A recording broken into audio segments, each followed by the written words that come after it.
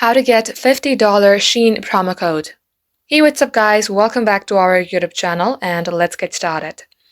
First thing first, make sure that you have installed Shein application in your device.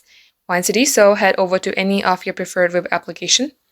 At the top search bar, type in Shein Coupons 2025. Once done, you will see various websites offering free Shein coupon code. Let's go ahead and tap onto the very first search result.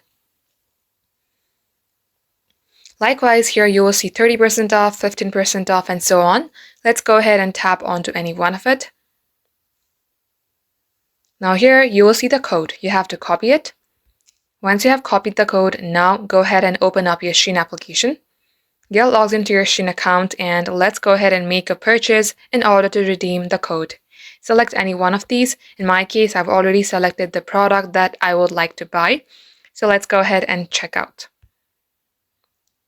Under payment method, you will see apply coupon. Tap it and simply paste the code here. Once done, tap apply. And lastly, tap on continue. And just like so, this is how you can do it. Thank you all for watching. If it had helped you in any ways, don't forget to like, share, and subscribe.